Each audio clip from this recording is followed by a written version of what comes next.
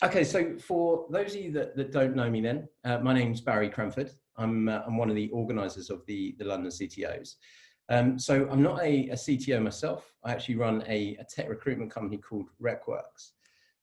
So for those that haven't come across RecWorks, we've been on a mission for about the last 12 years to try and prove that recruitment can be a force for good in the tech industry beyond just getting people jobs. So specifically around mentoring and learning. Put simply, if people want to learn and people are happy to share, then we're happy to make the connections. So we've helped all sorts of people in this area. So students, graduates, engineers, and of course the London CTOs. So in fact, the London CTO is a good example of what we've done. We've organised, I think it's just over 100 events now. We've been organising the event since 2011. And yeah, it's just one of these things that we do. We also run Meet a Mentor, which is a Slack group where we make personal introductions between mentors and mentees. So if there's anybody out there that wants to help, anybody out there that wants to meet a more experienced CTO, then can come join us. We've done over 2,000 introductions through that. It's all powered by recruitment. So everything we do, we don't make any money from anything that we do other than through getting people jobs. So if anybody's looking to hire at any point over the next 3, 6 months or year or so, then obviously here we are, give us a shout. One other quick shout out I will do is for CTO Craft. So if we have got any CTO Craft members in, then please do put a mention on the channel. I'm nothing more than a fan, so we run this event in partnership with them. But Andy Skipper, what they've done there is amazing for CTOs. There's lots of resources, content, mentoring groups, and all sorts of different things that they're doing. Most of it's free. There's some paid options. But as somebody that's been organising communities for 13 years, I think what they've done for CTOs is phenomenal. So go and check that out. Anyway, on to today. So digging deeper into the interim CTO role. So this is a good example of what we do. We've got, I think, 4 or 5 people that signed up and said they were happy to share stories. We've got about 30 odd that signed up and said they were hoping to learn. So that's what I'm here to do. So as for how the roundtable is going to work, please get involved, jump in, ask questions, share stories. It's your event to get the most out of. I'll host things. I've got some questions prepared that have been submitted. If anybody wants to talk, just raise your hand or do it digitally, and then we'll field it from there. So without further ado, I'll get cracking with my first question. In fact, any questions before I start from anybody there? No, good. Okay, cool. Okay, so first question. So what does the interim or consulting CTO role look like, and how is it different from full-time CTO work? So I'm just going to start here, coming back to the CTO Craft group. They had a chap called Mark Adler on there recently for a 24-hour AMA, and Andy Skipper asked this question. I thought it was a great question. I'd really recommend everybody go and check out what he wrote on there anyway. But he was asked, what's the difference, the biggest difference you felt in moving to interim CTO roles after having been perm? And he said for him, it was the constant context switching. So every day he's usually working for 2 or 3 clients. So having to switch between all these contexts was different. But for the people on the call, what do you think about this? What does the role look like, and how is it different from the full-time CTO work?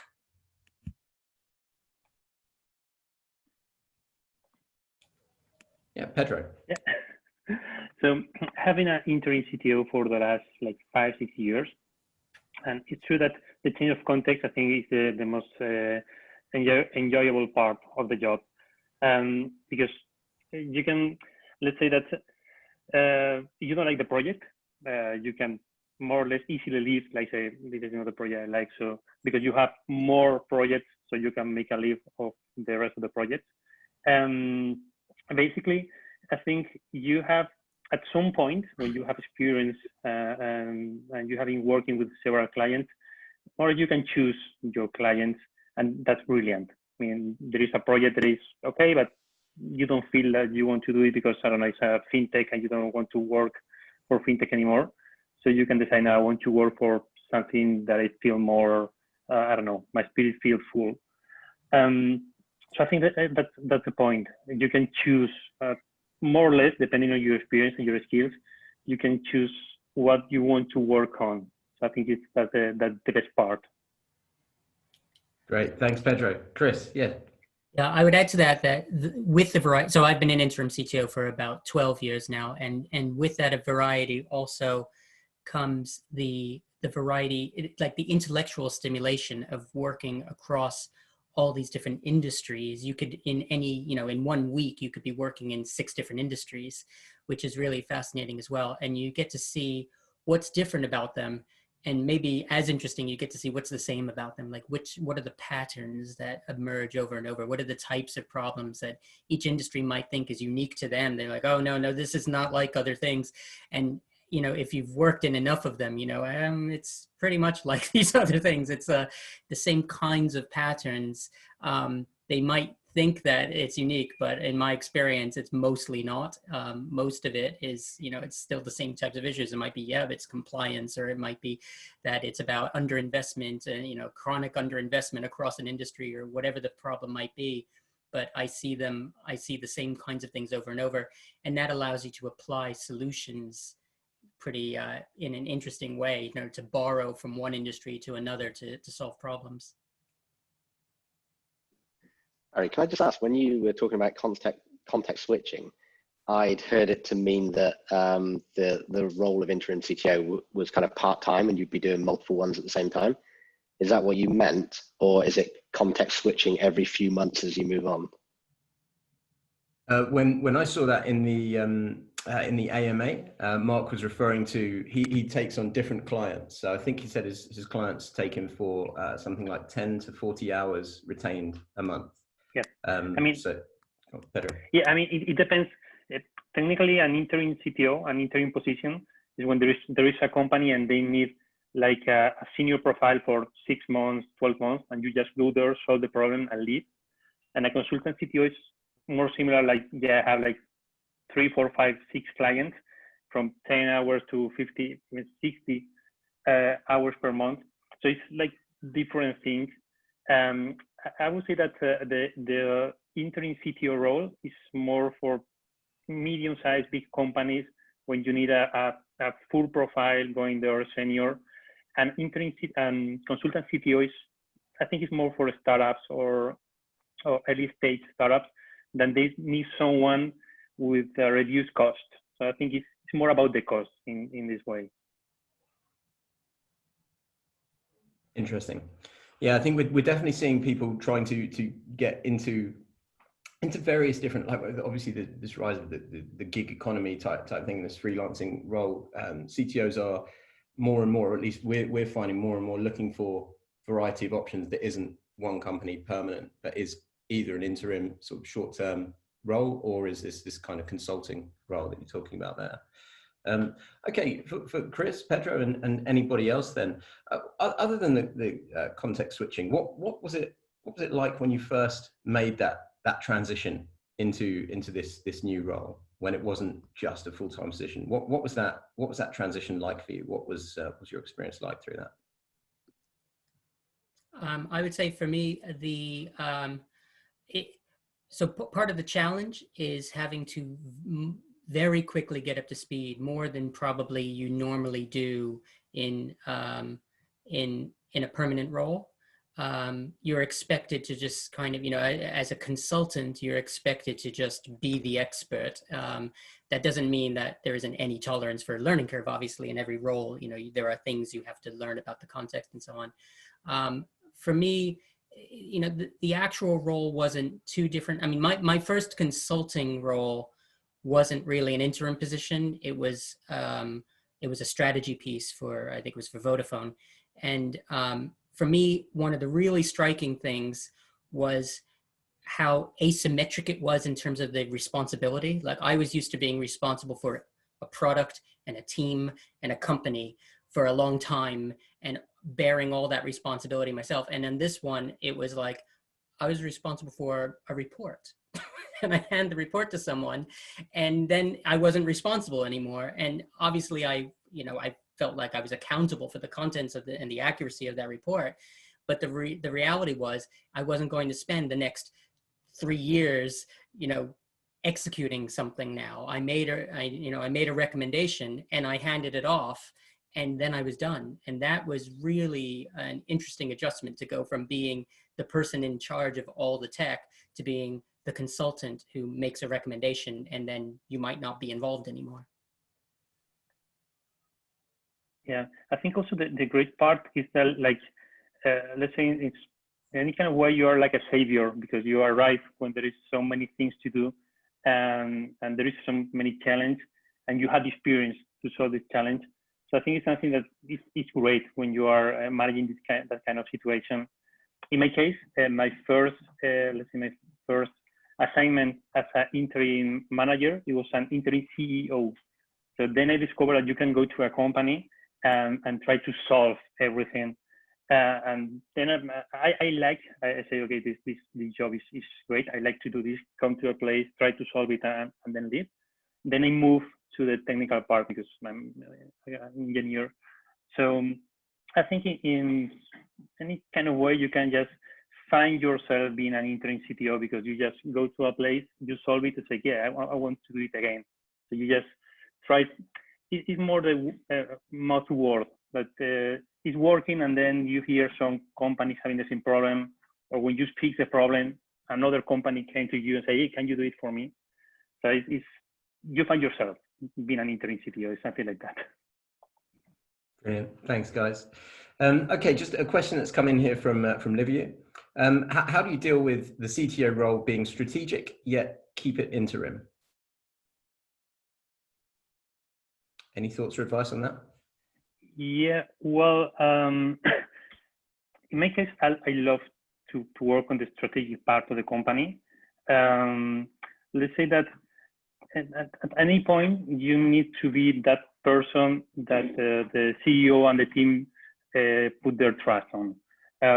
In the end, when I have several clients, several companies working for, it's like they need me just to be around, just to make this bond. So it's just a technical consultant. In the end, they are trying to explain to you what are the problems and find a solution in you. So I think that it's about trying to make that bond, and then you can talk about strategy or future or anything. And as far as you have the trust of your client, it should be no problem, because you can say, okay, I will be working here for 6 months. I will do this in 6 months, and after those 6 months, you should do that. So I think that's what gives peace of their mind. I don't see any conflict or contradiction between strategic and interim. I think that a good strategy is transferable and should be transferable to a permanent team that takes over, a permanent leader who takes over. And at the same time, it should be resilient. You develop a strategy. It doesn't become fossilized in time, and that's it. It doesn't change when conditions change. It's the strategy for now to position a company for the future. And if it's done right, you should be able to hand it over. And even if you're not the person executing it, sometimes as an interim, you are the person executing it. That's what you're there to do. You're there to transform. Sometimes it's just you're there to do a strategy piece, and then someone else is going to execute it. But to me, there's never been interim has never hampered my ability to do strategic work. Great, thanks, guys. Does anybody else have anything to add to that, the combination, or ready to move on? Hiya, Silky here. You have to bear with the noise in the background. But I really, concur with what was said, by the last person. Sorry, I didn't catch the name. So when I have done, when I have been in such positions, I've seen more often that there is a strategy fossiled in time, and then you're kind of brought into, when everyone's, is doing, hands up and kind of have lost faith in the product, or there needs to be a kind of a revival thing then strategic and tactical kind of go in parallel, because you come and you not only get involved in strategizing, but you also get your feet wet in the POCs, and you see through that. You come and give strong critiques and help navigate that ambiguity. And then so this has worked many times when I have been involved in doing the POC. But before I enter the system, the organization, the spec would say that help in doing this POC or whatever. It's kind of a tailored down ask. But when you get in, then for doing the right thing, you have to give that advice. You have to earn the trust. And then you say, guys, this is what I think is the right direction of travel for long term. Think of long term, do something short term, but this is how it should be. So, I would really love to hear others also if they think otherwise, or they've been kind of, slotted into doing just a thing, and which has made them kind of feel like interim role is not for them. So. I never felt it was not for me. I didn't choose to go into it, but once I did, I felt like it was what I wanted to be doing. Deepak here. I've got some slightly different, conflicting thoughts going on about what's been said based on my own experience. So, one of the organisations I worked in, we did have interim. We brought in an interim CTO, and was asked to kind of drive the strategy. But the strategy was clearly bad and wrong. And it's only when we took on a permanent CTO, it fundamentally flipped and changed. So if that person comes in to drive the strategy, but the strategy is, as an interim is set incorrectly, it can set that organization onto a pathway which could be, quite costly. But when I've done the role myself, I've been very mindful and cognizant of what is the capability of the organization. As an interim, there's no point in me coming in with an expectation at some point I'll be handing over, or I'll be, I'll be moving on to another organisation. But as the interim, I have to really look closely at what is the organisation capable of. There's no point in me setting them up for a failure. So I have to kind of reflect on what they're able to do, and that drives how I actually settle them up, rather than the other way around of how I would like to do it. If I was the permanent CTO, I'd probably be there for 3-4 years and have a lot more opportunity to change and improve and develop the organisation. As an interim, you're not necessarily able to do that. I hear you, and I think this is also, trying to be a little bit practical, because when you expect it to come in and create magic and deliver results ASAP, you would rather show that you've come in to make an impact, rather than taking a long, hard path towards something, and in the initial phase, you may not be able to deliver any results. Is that what you felt? No. The trust was put into me as an interim. I never had a problem with credibility. It was more about maybe some succession planning in place, that once I was to go, that it would continue to develop and not just fall by the side. Okay. So it was more about making sure that they were sustainable, because it couldn't fundamentally, replace every single engineer and developer in the organization and replace them with a completely new set. You have to work with what you've got. Great, thanks, guys. I'm going to move on now to the to the main question that comes up here. So when you've all signed up for the event and you all had, do you want to ask a question for this event? And most events that I organize have all sorts of different questions, and it's a case of trying to figure out how to put them all together. This one was different. This one had this one question come up over and over and over again for people that signed up. And it's asked in various different ways, but ultimately how to find interim or consulting CTO work. So I think the best question that we had was, interim roles seem to require previous experience of interim work. How do you get started? And again, I think we've also had a question I've written down here that somebody put there. Is the CTO job market different? Where are interim roles found? Or is it more about going and creating the need with a client? So this is a huge topic, and I'm happy to take a lot of time handling this and related questions. Does anyone want to weigh in on this to get started? Yeah, Pedro, go ahead. Yeah. Okay.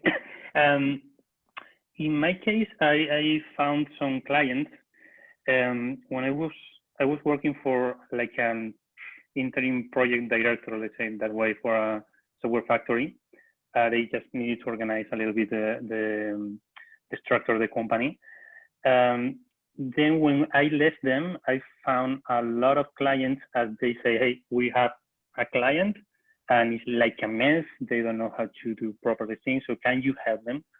So maybe it's a good idea to just be near of agencies or software factories or companies like that, and try to say, yeah, I can be like a bridge between that client and yours, because we have been working together. We know how to work, your resources, your team. So that's a nice approach. I mean, that's the easiest way I found it. And I also found it by LinkedIn. Like, I don't know, I like to publish some posts or articles so on. But what didn't work for me at all is trying to find a job, an interim CTO role by Indeed or LinkedIn posts or whatever. So it's word of mouth, but also it's good to work with those agencies. I think that's the best way for me. I agree. I've never gotten a job through the kind of, I mean, an interim or a CTO or consulting job through the kind of traditional means. It's been word of mouth. I hesitated to answer because at first I thought that wouldn't be a helpful answer for people for people in that situation. But then I thought, actually, I guess it is helpful. It's helpful to know the reality of you know, for me, you know, if it's about word of mouth, then maybe the strategy is to network, you know, to get connected with the people who make decisions about hiring consulting and interim CTOs. It's to talk to investors, it's to talk to CEOs, to move in the circles where they move and to do things. I don't spend effort really on business development or sales. I've been fortunate that that word of mouth has just done the job all along, and you know, it's been a steady stream. But I think if you're not already in that position and you're trying to break in, it might be that you're not connecting with the right people to, you know, and getting yourself in front of them. This is a really good point. So who are the right people? Who are the companies that use interims in your experience? Like who when you say, right, I know you mentioned there's CEOs and investors, but is there specific types of CEOs? Is there a way to you know, to connect with the kind of people? I think as well, somebody had Livia said again, why would clients typically prefer to have an interim C-level management as opposed to permanent? So what are the kind of companies or employers that would be happy to work with an interim over a permanent? I've seen two main reasons for interim instead of perm. One is that the situation is deemed as temporary. So, you know, well, in both cases, the situation is deemed as temporary, but one is when it's filling a gap. It's that they do want a permanent, but they recognize it might take 6 months to find the right permanent person. And in the meantime, they want an interim person to fill that gap because they know they can find that more quickly. The other might be that it's a transformation or it's a temporary situation. The company knows that they're going to be acquired and that there's going to be a new permanent person post-acquisition, or they're preparing for an acquisition and they need to whip things into shape. So they're not looking for a normal kind of day-to-day operational CTO, but someone who does transformations. Those are the types of things. And at least in my experience, a lot of my work has been related to those types of things. And that suggests then that the types of people you're looking for are investors involved in M&A and business transformations, or private equity investors. My work has mostly come from them, from board directors. You know, I know somebody who's on the board of this company and the company's having that problem, and they introduce me into the management, or CEOs of just, you know, the various different companies that I work with who might be going through that kind of transformation. Often when there's a new CEO, that's a good opportunity because the new CEO is often coming in to make changes. And one of the things they want to do is change the tech. They bring in a technology transformation person to change the way things work in the company. Yeah, It's really interesting. I totally agree.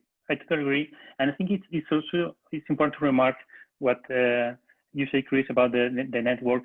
It's also good to have a large network or designers or financial, whatever, because when you get to the position interim CTO, you are supposed to solve problems. And part of the problem is finding the right person. So I think it's important to remark that when you have contact with different type of people, different type of professionals, it will be easier for you to have the favor back. If I ask you to work with me for any kind of UX, maybe they'll find a client that needs someone to help them to make that bridge. So I think that's I completely agree with you, Chris, and networking and I mean finding this kind of new companies, new CEOs, they organizing everything. I think is the best approach.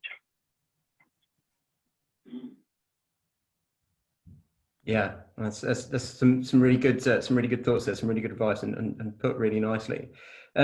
You said at first that this was or you gave two examples. The first one was for a short-term situation where they know they're going to hire a permanent person in the long term, and they're looking to fill a gap. I'm intrigued by that. So would that come to you? Would you get that through your network? Would people reach out to you and say, look, we're trying to do this in the long term, but we need something now, maybe to replace somebody else or something like that? Or have you ever found that you've applied for a job and pitched that? Has that been ever something that you've? I know you said you didn't get things through. It's come to me. Okay. I haven't really applied for. I don't know what's out there. I don't know that's happening, and I'm not the one suggesting. I'm just saying, hey, are you thinking of sacking your CTO and hiring me instead? I don't. It's been nothing like that. It's been entirely. Sometimes it might be that I'm brought in just to do an audit. And then that was one that I did this winter. I was brought in the autumn to do an audit on a company. The things that I uncovered in the audit made it clear what the management pretty much already knew, which was that tech was not going correctly. They orchestrated the exit of their existing CTO, and they said, we need a new one. In the meantime, can you help? And I did that until January or February. So that's a common way that it occurs. I think I would echo everything that Chris has said. Everything Chris has said, I totally share that experience. And just on this specific point of this interim waiting for a new person to come along, sometimes the lead times on getting a permanent CTO are quite long. If they're working for another organization, they'll have 3 to 6 months exit clauses potentially, and it can take quite a while, and the organization wants to keep moving and they don't want to stop. So there's definitely a situation that happens. Yeah. That's brilliant. Thanks, guys. Does anyone else at all have any stories on how they've found any interim work, any consulting work, if that's any different at all? Anyone else that's sort of got anything else to add?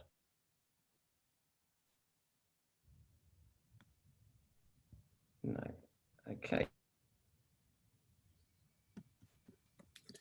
Hi, this is Prantik. I'll share a story. I think how interim roles happen, and they come in from different directions. Yeah, so I was working with a small startup which was in the growth phase essentially, and they didn't have a CTO function. They didn't have a technology function, but they needed a scale-up roadmap to be done, right?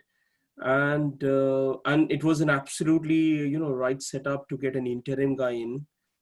Bring business and technology together, build a scale-up roadmap for the investors and the funding organizations, and then hand it over to the product teams, because they obviously had product teams, right? So not a long gig, but essentially those sort of roles in the startup space also do happen. I think the key question is, how do you keep sustaining it as a career, as a portfolio career from a CTO perspective, Chris, right? So yeah. Would be good to know your thoughts, right? How do you chain them together? Because that's the key, right? Sustaining an interim sort of a chain career, right? Yeah.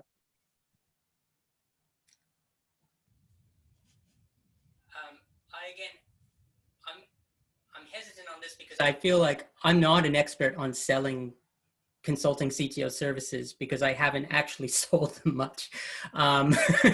So I don't have strategies at the ready to say, you know, you should do this and this. Here's my formula, and I manage a pipeline. There are people who are experts in selling and that type of thing. I wish I knew more about it and were better. I've been fortunate, you know, the supply and demand dynamics have been in my favor, which I'm very grateful for, but I don't have great tips, I'm afraid. Yeah, I agree too. I mean, our role is something that appears in your pipeline. If you try to sell it, you have to not only selling yourself, but selling the business model. And this sometimes is hard for the people that they don't understand. But okay, you will be a manager or a C-level, but you will leave. So I mean, it's like you need to be found by the correct people instead of yourself finding the correct people, because it's double job. It's more or less like this. Yep. No, thank you. Thanks. I think. Brilliant. Thanks, guys, on that one then. Okay, so another question we've had on the chat there. What opportunities or advice do you have for someone with specialist skills and experience, such as organizational design, digital agile transformation, multi-team scrum, etc., to find short-term coaching or mentoring engagements with CTOs? Again, this is something that we've had come up a few times recently. Any advice for that? How to find the short-term coaching or mentoring engagements with CTOs?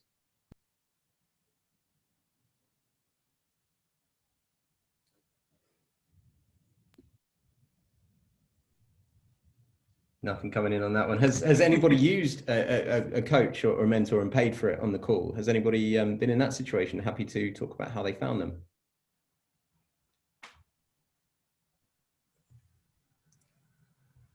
No, sorry. If not, that's fine. No worries. Sorry, no. Did we have one or no? No, okay, no worries. Okay, I think a lot of this stuff that everyone has been saying, a lot of it comes down to serendipity, and like having that network. And if you just happen to have had a conversation with the right person at the right time, for me, that it just comes down to serendipity. And we're always looking at or thinking about ways that we can. I think someone said something once that stuck with me, which was this forced serendipity. Can you force it? Can you increase the chance of this stuff being likely to happen? Chris, I know you keep saying you're not an expert, you don't have a formula or anything like that, but you've stayed in this game for a long time. I'm interested in any thoughts, any tips around this concept of forced serendipity, anything that anybody could do now that wanted to step into this role in the next year, 2 years, and that would increase their chances of being in that right place at the right time. So I would say that even though, right, I don't consider myself an expert in sales, but on that point of the serendipity or about being open to opportunity, you know, there's a famous experiment of people who they recorded like who considered themselves, you know, an optimist or a pessimist, or who considered themselves lucky or unlucky, and then they did an experiment where they had that person walk down a street and they had placed money, you know, like on the pavement, and the people who considered themselves lucky were more likely to find the money, or the people who considered themselves lucky were more likely in a social situation to gravitate toward people who were more, you know, socially powerful or whatever. And what it really showed was that actually being open to the opportunity and having the right mentality and the right attitude is a big part of it. It's believing in the success, but it's not just about like, you know, this isn't meant like a motivational speech. It's about more about the skill sets, the social skill sets, and so on. It's partly about what even separates a CTO from other types of technologists, I think. In my view, a CTO is a business person who happens to be technical.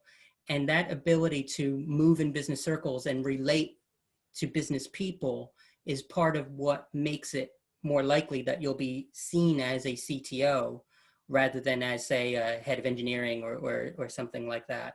And I think that mental approach to it, like I've met a lot of people with the title of CTO that don't really operate at board level or aren't comfortable operating at board level, and they really view themselves as the head of the technology department. Whereas I more often view myself as the technical member of the executive team, right? And it's really both, obviously, but your mental paradigm about that can really change the way you behave and the way you participate as a team member of the company's leadership. And it's striking a balance. You don't want to just like ignore what's going on in tech because you're focused on management. You don't want to be political about it. You don't want to be just sucking up, you know, but having that mentality that you are a part of the business and you are a business person who is, you know, got the commercial considerations as much as the technical, and you're applying technical solutions to commercial situations. If it's commercial business, other types of organizations, of course, that to me is a big part of it. Yeah, on that point, we actually had such an important distinction. It came up about a month ago, I think. Somebody actually said that, about the importance of transitioning from like the head of the technical team to the technical person on the leadership team. And we've got an event, if anyone's interested. There was another roundtable where we had a lot of things discussed around that. So yeah, but a really, really important point, and I think it resonated with a lot of long-term CTOs. Okay, anybody else that wanted to chime in on that at all? Any other things you can do to force serendipity? Well, just really short. I used to explain to my clients that I'm a translator. I'm a translator from Pound to Java. Let's say I try to make them understand the cost of the technical decisions. I try to make the technical people understand why are we moving that way. So it's true that the key is you have to be part of the business. I completely agree with Chris. You need to be really, really focused on the business and then be that translator or that say teacher that is explaining to the rest of the board why the technical part must be in that way.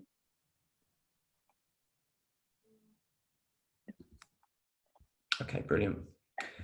One final question. I think we're going to try and get out there. I'm just seeing there's a few more coming from Livia. I might go on for that afterwards. But the skills required, how the skills required to be in an interim or a consulting CTO role, how do they differ from being a CTO? How do you develop these skills so that when the right opportunity comes up, you're ready to take it, you're prepared? Does anyone have any advice? I know we've sort of touched on this in a bit. You have to be able to get up and running very, very quickly. But any other skills and things that you'd say would be good to develop if you plan to step into this role?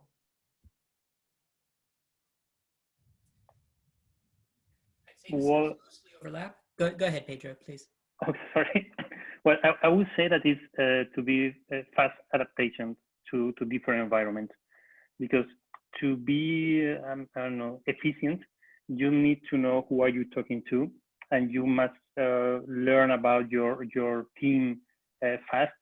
So I think it's something that you need to learn fast and understand what is your position, who are you talking to, the capacity or the ability of the people of the member of your team. I think something key, and you get that kind of skills with practice. Maybe you're good at that, but I think you need practice to be proficiency on that. And a few other areas probably are, since you're coming in, you're inheriting a lot of situations. You're always inheriting new teams and having to quickly win their trust, or gain their trust in one way. Or sometimes, if it's a very entrenched situation, you're having to make some very hard decisions about what types of changes are needed. Because interim is more often focused on transformation than other types of CTO roles, that whole change management is an important skill set, and understanding how business transformation works, and that kind of continuity planning. The fact that that you won't be there for the long haul means you have to think a lot about the sustainability of the decisions you're making and how to set things up to move in a certain direction without you necessarily being the one who will be there for the long term to make it move in that direction. So it's about, if you're, I'm often responsible for recruiting the person who has to take over from me. So it's about making sure that you're getting somebody who isn't going to just come and put it right back in the direction it was heading in before, but is aligned with the transformation that has just taken place. And so it's about thinking in terms of that, that long term, and figuring out how to line things up so that it will continue in the right direction even when you're no longer there. Is there any advice you would give on how you can learn that? Any particular people to follow, things to read, courses to take in that space? I think probably one of the most important kind of sub-skill sets of that is being a really good writer. You need to be able to document the reasons, that, you know, the strategy and the reasons in a way that can be handed to other people, and they get it very quickly without having to read loads and loads of stuff. Like, it has to be the articulation of the concepts needs to be there. The evidence that the conclusions are drawn on, you know, everything needs to be really clearly drawn out. And I think in general, I don't think it's just a technology thing. I think for all aspects of business, good writers rise to the top. So if you feel that you need help on writing, or that you could be better at business communication, there are works out there like the Pyramid Principle and so on that are focused on that. It propels people's careers more than they ever expected to, I think, to just have that ability to clearly transfer an idea from your brain to the brains of the people around you through very concise and clear writing. Yeah, that's great advice, and very simple. Like such an easy, obvious thing that everybody should learn. We're hearing the same thing. So we've got this new group for aspiring speakers, people that want to go onto the conference circuit or speak more within their companies. I guess it's most of the people we've seen joining it are at a more junior level to most of the people on the call, though it's open to all. But it's similar kind of advice that we're hearing from that learning to put together a talk relies on so much development of communication skills, and the more you get into talking, you get into organizing your ideas and how to get those across to people and things. So yeah, some parallels there in writing and speaking. I think it's great advice. Livio, sorry, you've had your hand raised for a moment now. I think we'll have this as the last question, but did you have something you wanted to ask? Just to add to what I think Chris was, and then the whole team here was mentioning, and very nice to meet you all. I haven't really had experience with interim roles, to be honest, but you know, everything in life is temporary, so from that perspective, we're all interim. But I think it also helps, you know, getting the message across. It's really important for a C-level management, regardless of the position, but also understanding the domain of the business, the trend, and what the industry is doing, so that you relate to those people in a way that they have an easier time to understand how technology will support their, you know, their business. So it's not just numbers, putting the pound to you know, correlate that with the revenue in the future, but also the ins and outs of the business model and the industry they're in. So if you're tying back to the question that I think was relating to how do you get customers, if you look at them as customers, or how do you get to find these positions, is perhaps going to meet small to medium companies in a specific industry that you're familiar or otherwise want to learn. That's a good place to start, you know, meeting the CEOs of, or CIOs maybe, and interact with them. And if you have something to help them with, go ahead and do so. And maybe they turn around and provide you this interim position. But otherwise, I would say that if someone tells me, hey, why don't you be our interim position while we find for our, you know, our good CTO, as long as I actually have the time to do the full-time CTO, I'm probably just on probation. So just my thought on that. But, really appreciate the input, and it's awesome to meet you all. I'm sorry about the bad audio here, but yeah. No, thanks for that, Livio. And I think that's a really interesting point as well, isn't it? If you can talk the talk from the other side of the fence, obviously you're going to be you know, the leader in the leadership team, rather the tech leader in the leadership team. If you can explain tech to everyone else on that team, then yeah, you're going to be set up pretty well for taking those jobs when they come. Okay, great. Well, listen, thank you. I'm going to draw the Q&A to a close here. We're going to go on to the breakout rooms. So if you guys haven't been part of our breakout rooms before, this was something that we introduced just to try and recapture that conference feel of when you attend a conference and then you have the smaller chats. So there's a function in Zoom that you can just press a button, and you guys will all be invited to join a room. So it'll be about 4 or 5 people in each one. If there's anyone in particular you would like to be in a room with, let me know, and I can shift all the rooms around. Otherwise, Zoom will take care of it itself. Thank you everyone for joining in. Again, I'm going to try and do something in this space. I haven't figured out what it is yet, and it's probably going to more likely be something that will be a free community thing rather than a revenue generator. But seeing as there's so much interest in this role, I'm just going to see if we can speak to employers, speak to companies, or build some kind of network, some kind of system where we can connect people with companies or something in interim. I haven't figured it out yet, and I'm still, like I say, digging deeper into it all to try and understand where's the interest and where are the opportunities. So I'll write to you at some point over the next week or so just to keep you posted on that. Let me know if you're interested in getting a bit more involved. Okay, cool. Right, I'm going to press the breakout button now. Thanks again, and I'll see you all at the next one.